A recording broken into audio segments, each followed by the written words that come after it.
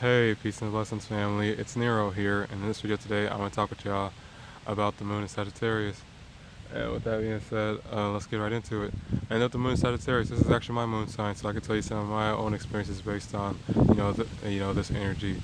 So yeah, you'll learn a bit about me in this video, and there's another video that I actually talk about too. That's important, but I don't know if that'll be today or not. But there's another video that has to come up as well. So yeah.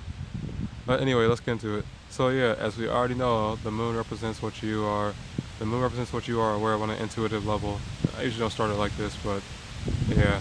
But along with that, and more, a better way to put it is the moon represents your emotions and feelings. Your intuition, and more so, what brings you nourishment and fulfillment. And then along with that, it also represents your reactions and responses, how you react and respond to the world that you are in, whether that might be your external world or maybe even your internal world, but it's usually, y'all know what I mean, so I'm not going to get into that. Now, you put that into the sign of Sagittarius. What is the sign of Sagittarius? The sign of Sagittarius is the sign that deals with, religion and faith, on one's spirituality, expanding one's awareness, going beyond, traveling, going beyond what they already know, what's already familiar with them, getting information that's not as easy to get to, things like that. So it kind of shares similarities with the eighth house in a way, but you see similarities with the eighth house when we talk about, you see similarities with Scorpio when you talk about Sagittarius, and there's a reason for that. And actually, almost every sign in the zodiac actually shares similarities of like I won't say shares similarities, it's like, I don't think that's the way to put that, but it's like, everything works in cycles, and then when you look at Sagittarian energy, you can kind of see how, I think what I'm trying to say is that when you understand Sagittarian energy, you can kind of see how it makes sense. You can kind of see how it makes sense. You can see it makes sense that it makes sense that it comes after Scorpio. So I'm pretty much trying to say, because Scorpio is the energy that deals with getting to the root cause of things, getting behind the scenes, uncovering the truth, getting to what's really going on.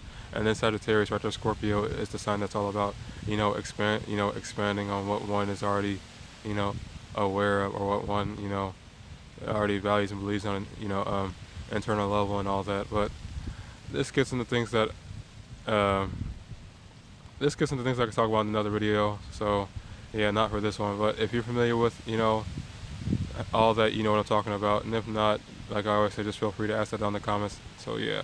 But this is about the moon in Sagittarius. So let me not get distracted. But yeah, like we were saying, Sagittarius is the sign that deals with expanding one's awareness, pretty much, traveling, their religion and faith, their spirituality, things like that. So what happens if you put the moon in this sign? When you put the moon in Sagittarius, this gives people who are, and this Sagittarius is also a sign that deals with being abundant and optimistic. So yeah, when you put the moon in the sign of Sagittarius, these will give you people, these create the kind of people who are always naturally optimistic, always naturally, and always just are always abundant because it comes from within and not something that's, external. Now, to get deeper into that, with the moon in Sagittarius, you are a person who has, fulfilled and nourished by things by being able to expand your awareness, by being able to go above surroundings which you're already familiar with, by being able to travel the world and gain the knowledge of the world, things like that. And not just that, by being able to, create those, by being able to, create those experiences, and that you want to have, and then, getting the knowledge and wisdom from those experiences that you had, and adding your own meaning and reasoning behind them, like Dolo would say. So yeah, and shout out to Dolo Pilot, man. Yeah, so things like that are what brings you, things like that will be what brings you emotional fulfillment. Now,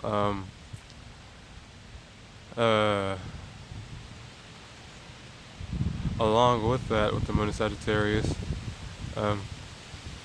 it's kind of like a Gemini moon in a way, because Gemini and Sagittarius in third house and ninth house, as I always say, they both deal with surroundings. And like I was explaining earlier, Sagittarius deals with greater surroundings, not as immediate, whether that might be internalized, where you go deep into one's own ideas or thoughts, or whether it's externalized, like where you travel the world, or go to, different, countries, maybe even different states, however you like to interpret it, because that's how it ultimately is at the end of the day.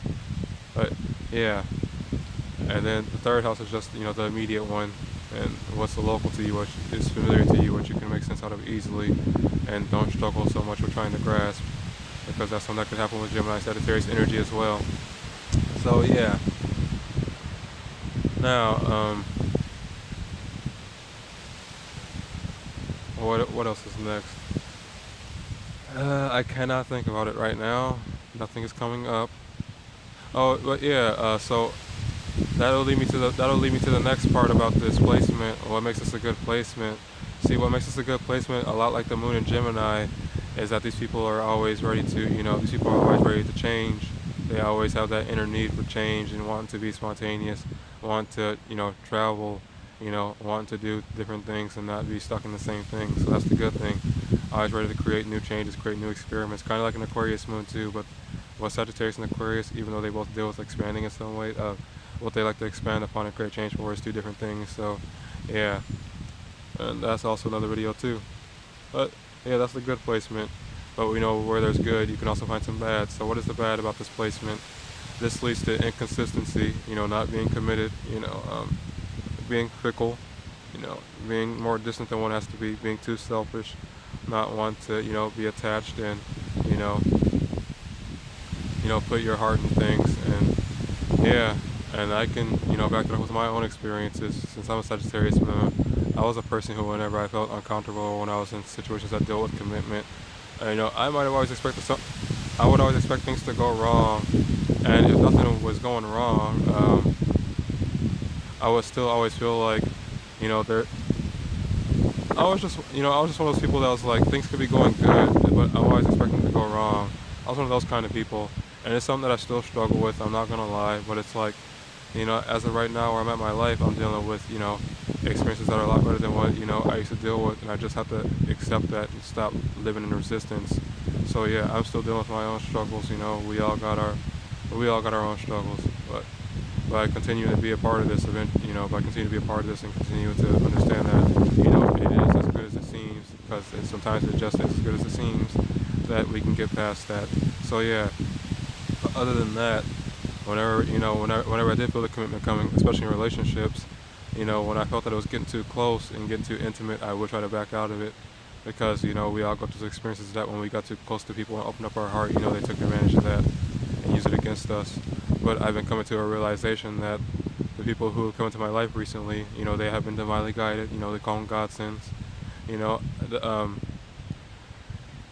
I've been seeing that I could be open with them again. So that's something that I'm working on. That's something that I don't mind sharing. So yeah, and it's just, and I've also been more discerning with the fact that the people who in the past who I opened up to, those people came from a place of inauthenticity, and these people that come in from a place of authenticity.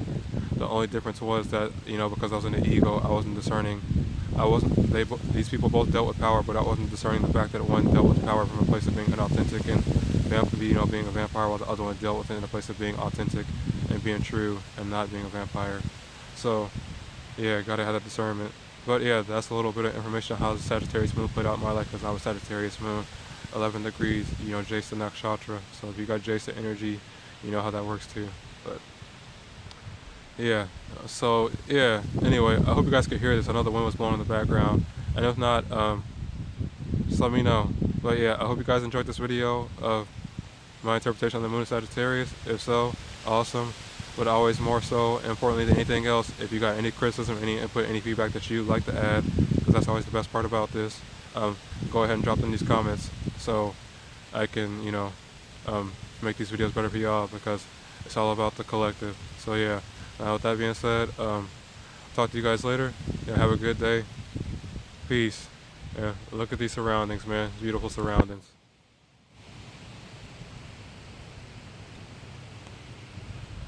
Yeah, some things just are as good as they seem. So yeah, I'll talk to you guys later. Peace.